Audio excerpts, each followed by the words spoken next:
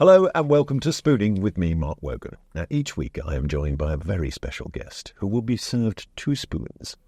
One of something they say they love and one of something they think they hate.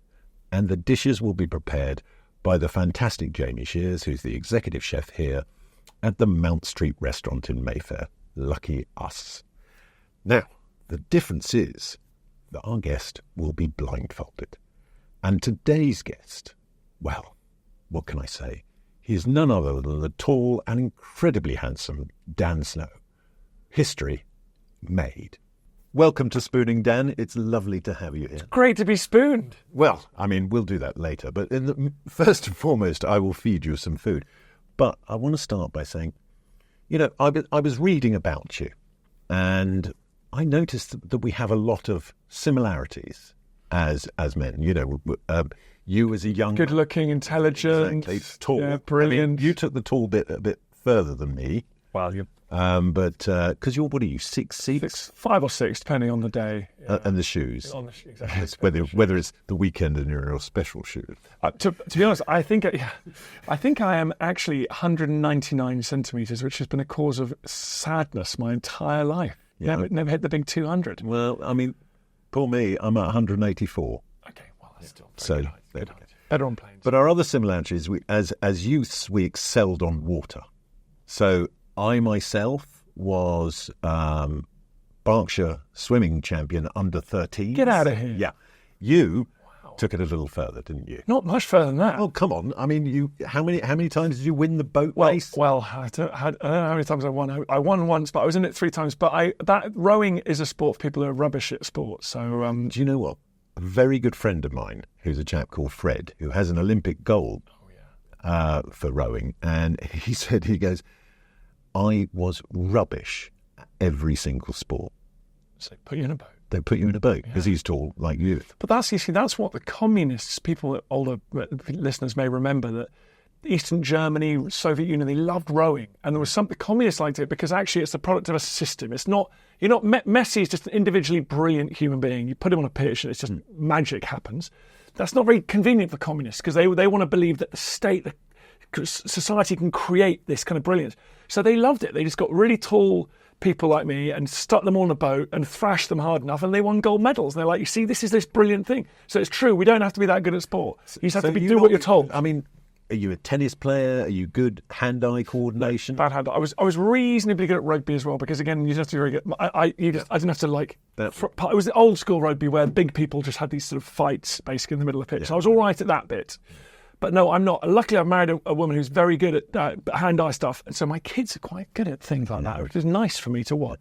Unfortunately, my son appears to have inherited my gifts. What, Berkshire swimming champion? Well, I mean... Nothing to be ashamed of there. You know, I was exceptional up to the age of 13. What happened in the key 13 to 14 puberty, drink, drugs and rock and roll? Well, it's that thing of like, you can go and have fun or you can spend 2 hours in a pool every morning and 2 hours in a pool every evening and smell of chlorine. You were the Harry Enfield teenager. You just flipped. Flipped. It was ugly for everyone involved. Well, we've underperformed swimming traditionally at the Olympics, so that could be why. It could have been so great, but it wasn't.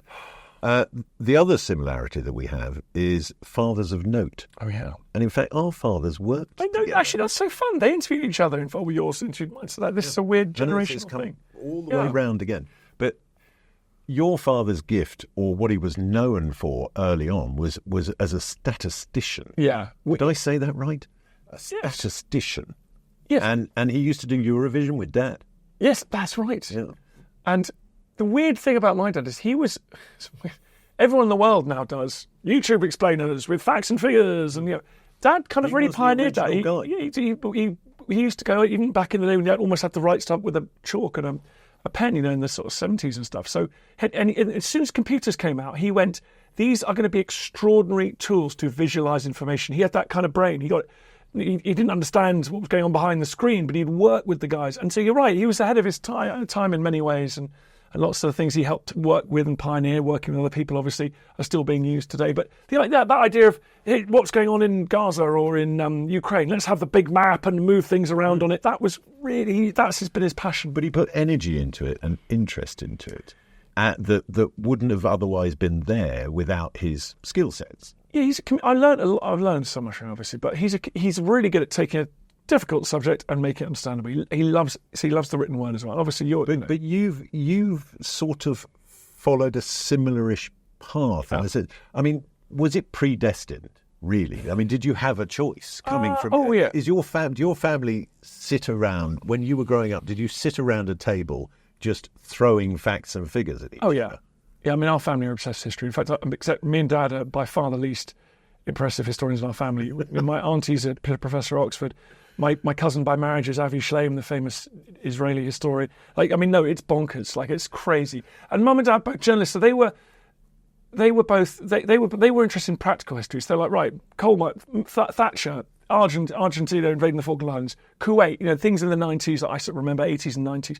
They were interested in history because they wanted to know why those things were happening. So it was like, as we see today in the Middle East, we're still seeing in the Middle East, what is going on? What is happening with the West Bank?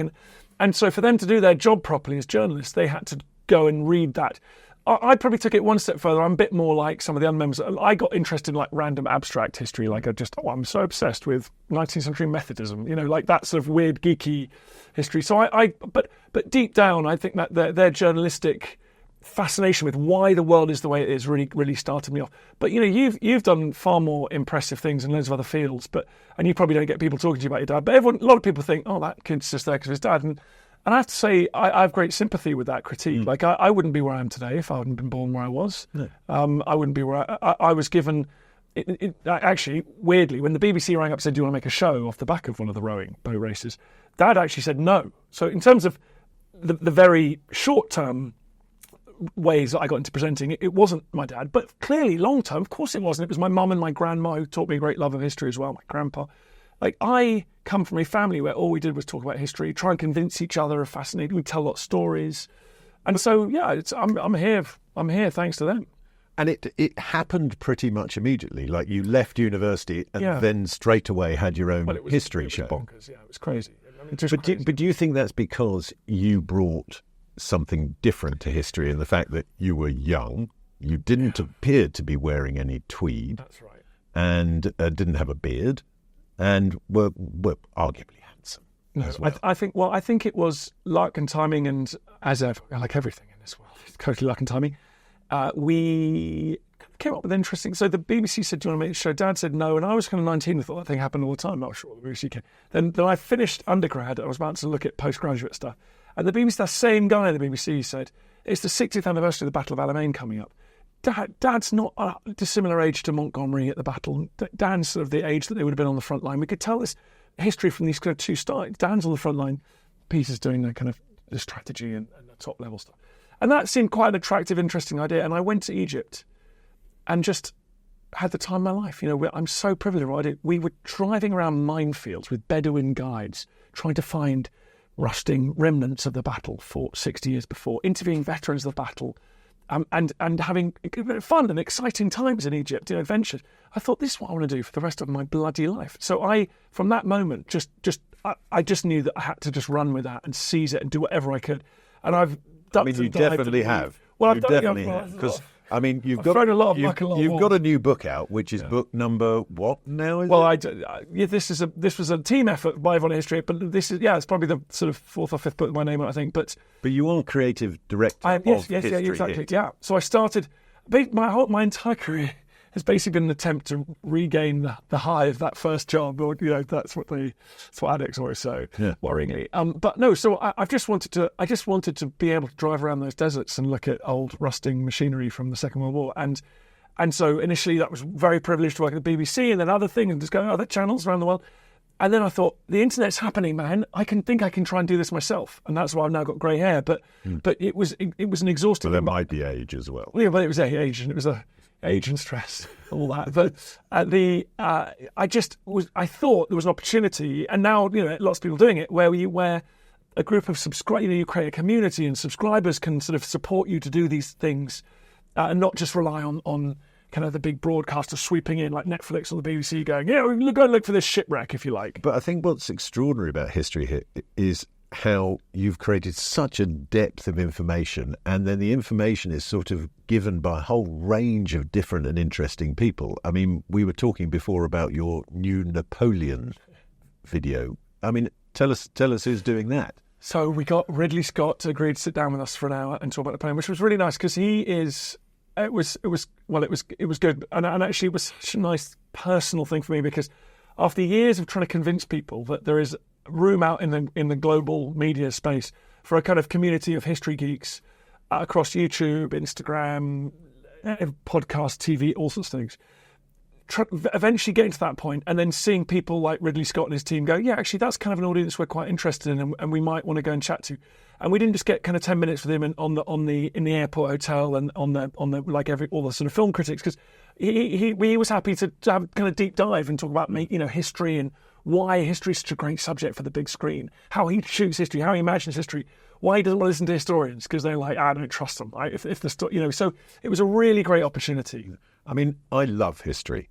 I mean, I really do love history. It's one of the few O-levels I actually got. But so the swimming went badly, the O-levels went down. I mean, I had a confused childhood, Dan. Let's not dwell on it now. It's history. I don't know. It's history. We should. It's history. Maybe I can make it into one of your books one day. But what I love about this history hit miscellany is it's how I like to consume history, because I think I at best have what would be described as a butterfly mind. So, and I hope you wouldn't be insulted by me describing it. It's the perfect bog book. That's what it's for. It's for passing time in the loo. Passing time in the loo. Effectively. Lots of good lists in there. So many great lists. Yeah. I mean, because we all probably had a copy of Shots Miscellany and all that sort of thing. But also in the same vein as, do you know the Christopher Wynne books? I think I do. Never knew that about yes, London. Exactly. Yeah, I never knew. I got introduced to those because he used to be a question writer on Blankety Blank, and Dad did the foreword for the book. So that, and I've sort of consumed all of those. But what I love about this is the kind of book that makes you seem really clever if you're sitting with people, or as some people refer, it's great pub ammo. It's great pub ammo. If you go into the pub, you've got a few fascinating facts in there. You can just bang them out.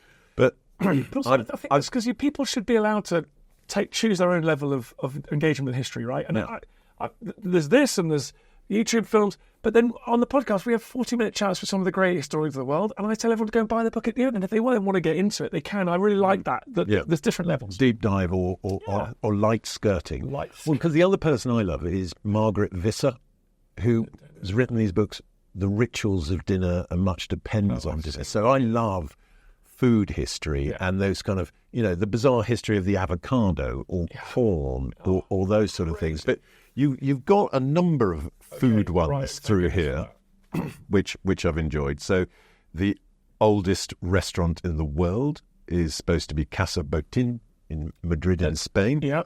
But there's another one. There's another one in Salzburg that I literally cannot. Well, what is that? Come on, that one. Ah, yes, the Schiff's Culinarium. Yes, exactly. Yes, yeah. But exactly I live near Winchester, and in Winchester there's about 3 pubs that claim to be the oldest pub in Britain. So you've got to be slightly. But also in this, you touch on the fact that really, if it wasn't for Christopher Columbus, world cuisine would be completely different. It is one of the most mind-blowing facts in human history, like Columbian food exchange. Yeah. I mean, it is extraordinary. I mean, you touch on it in here, but it's one of those things that fascinates me. It's like, Asia wouldn't have spice. No. They wouldn't have had chili. No chili. No tomatoes in Italy and Spain. Yeah. We just think they're the most axiomatically Spanish thing. Because we think about Walter Raleigh, and it's a potato, madam. Yes. Mom.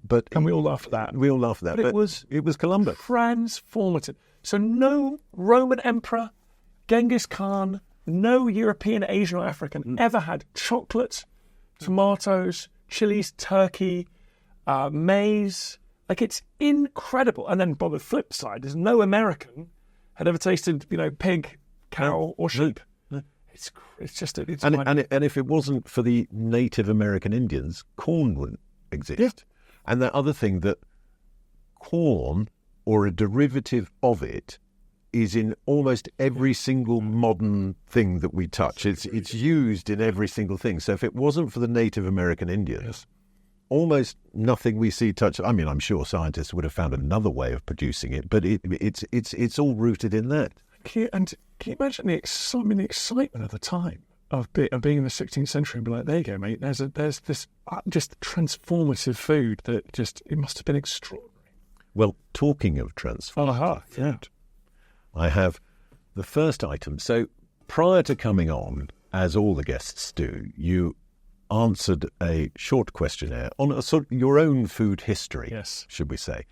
And the one that really stuck out for me early on was this one. Oh, my goodness me. Now, what the hell have you got? We have now in front of us some baked beans on toast. You bring me to Mayfair, to this posh restaurant. Absolutely glorious. People listening, it is like luxury velvet furnishing I was expecting. And you've just taken the lid off and there's a piece of white bread with some baked beans on it. I can't bear it. Well, I hate baked beans.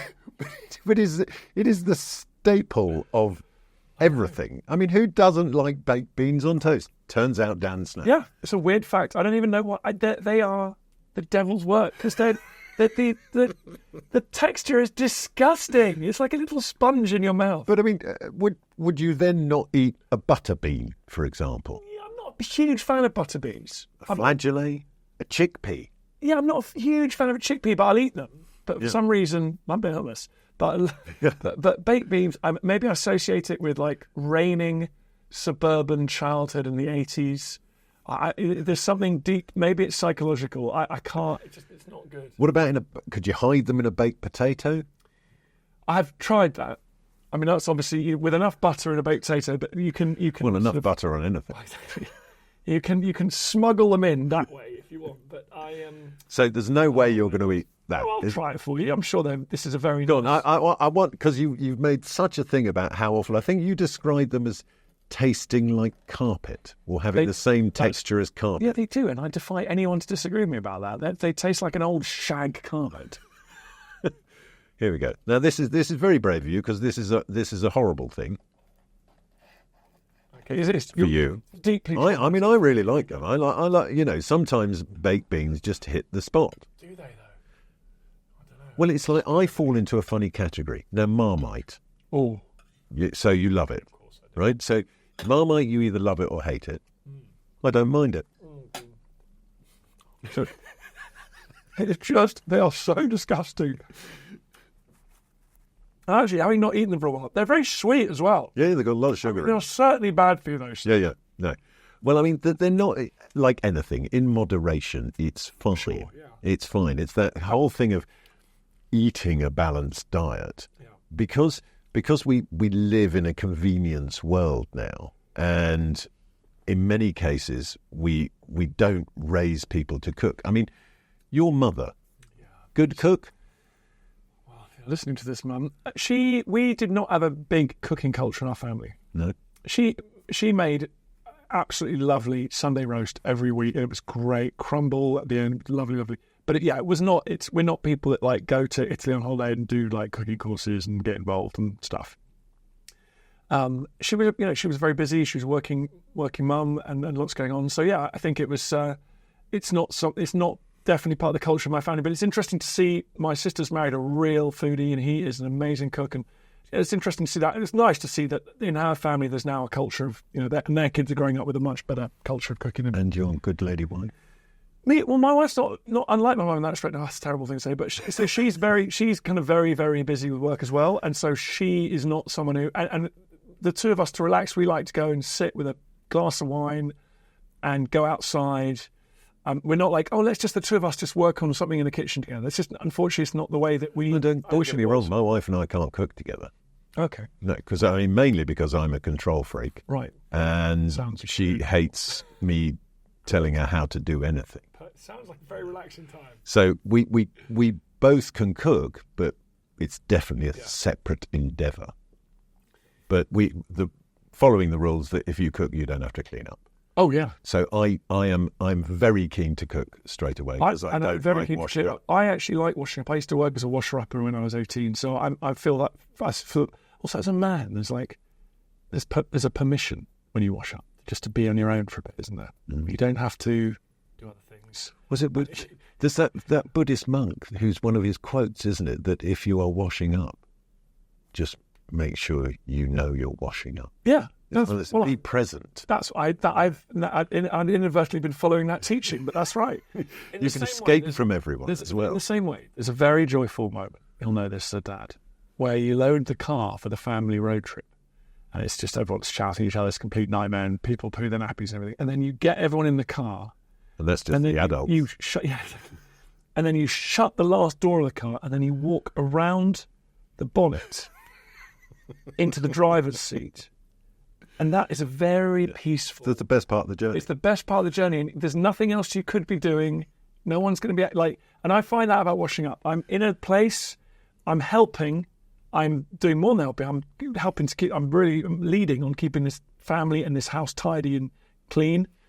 And you're being the husband. The husband. Well, there will be no cleaning up for you today, but we have got to that point in the proceedings where... I will ask you to put upon the blindfold. This is very posh, this blindfold as well, just so you'll know at home. There's little cavities for the eyes. It doesn't press in on you. Oh, no. Well, it's important that you see nothing. Oh, no, I can see nothing here. Good, I'm going to buy these because they sleep at night. Wow. And for other things. Right, so we have our spoon. Oh, we have our spoons here. Now, I'm gonna feed you. I'm gonna feed you. So it's a bit like Here Comes the Train. Was there a TV show in your dad probably didn't present this one, but in the 80s and 90s? One of the rare ones that he didn't present. Open wide. Here it comes. Now, tell me what textures, flavors that you are experiencing. Now. Is it spicy? Is it sweet? Is it salty? It's a lovely. So I'm basically pausing because if it's a huge baked bean, I'm going to be really embarrassed. It's I think it's meat, and there's a lovely sort of potato puree and a lovely gravy on it. You're getting all of that. Okay. I'm just going to cover that up again so that you can't see the other spoon before we get to that. Take the blindfold off. That is absolutely delicious. It's like it's like a fancy roast dinner, like one you get. Well, the whole principle of doing this, and the reason we started this in the first place was, my belief is, outside of a religious belief or a medical condition or that sort of thing, there's no such thing as a bad ingredient. Right? You just had it cooked badly for you, and that's why you don't enjoy it. So if I told you that was a lamb sweetbread, which you said you hate... Oh, that's very interesting. Yeah, no, that's very embarrassing. I could taste the lamb, but how interesting the sweetbread, yeah. I could tell the texture wasn't like a cut of meat that I'd had before. So that is, yeah. I mean, we did slightly cheat and put one of your favourite ingredients with it, which was a sweet potato. Yeah, absolutely heavenly. Yeah, I couldn't tell it was a sweet potato, actually, but it was delicious, yeah. And so have we changed your opinion about sweetbreads? 100%. Sign me up. There we go. I'm ready for the sweetbreads, yeah. Right. Back on with the blindfold again for the spoon number 2. Okay, here we go. This is good. We'll have to have another little look at spoon number 1 later on. Okay. Here it comes. Open wide. Now, what are we getting this time? Oh my goodness! Well, that is crumble. I'm getting some lovely cubes of fruit and a little delicious little bit of crumble on the top. Very sweet, with lovely fruity sauce. Well, you can take the blindfold off because we gave you your guilty pleasure. Which was apple crumble and ice cream. Heaven. Yeah. Why is that your go-to rather than chocolate or something like that? I don't know. It's pure Proustian memories of childhood. As I said, my mum we didn't really eat together. Mum, Dad worked all week, but we'd have a really lovely Sunday, and we'd go and get dragged around a National Trust property in the rain, and then we'd drive back in our sort of knackered old Citroen and stinking of the sort of jerry can of petrol that my dad kept in the back, and we'd listen to the kids would doze in the back, all lying on top of each other, probably before seatbelts. And Mum and Dad would be listening to kind of classical music in the front. We'd be sitting in these long traffic jams on winter's evenings. We'd go home, we'd have roast dinner, and then we'd have a delicious crumble. So it's purely memories of a happy childhood. You see, and that's your history. which is lovely. And I think the wonderful thing about food is it can trigger that history. It's sort of it's similar in a sense to you being in the desert, uncovering a rusty piece of metal and knowing exactly what it is, and you in your head, because of the knowledge that you have, being transported back to that historical moment. The same thing with food. Once it hits your palate, and if you're blindfolded as well, it's sort of all of a sudden this whole sort of world opens up of memories, which are obviously pleasurable apart from the smell of petrol. Yeah, yes. but it's, you're totally right, and the joy of food, it brings back those memories. Food is a wonderful thing, right? Because A, it sustains us, keeps us alive. B, it is the greatest vehicle for socializing and chatting. And when you've got friends around a table with food and drinks on it, you actually don't need anything else in the world. And that's just, it's a wonderful thing. Food is everything. Well, Dan, a big thank you to you for being a historic guest. And Dan's book, History Hit Miscellany, is out now. That is Spooning over for this week. My thanks to Jamie Shears and the team here at Mount Street Restaurant for the food. It's been brilliant as ever. I think you'd agree. Oh, delicious. Now, if you like what we're doing here with Spooning, you can follow us at Spooning with Mark Wogan across all your social media channels. And don't forget to subscribe to our YouTube channel. That's all for this week. Stay beautiful, people.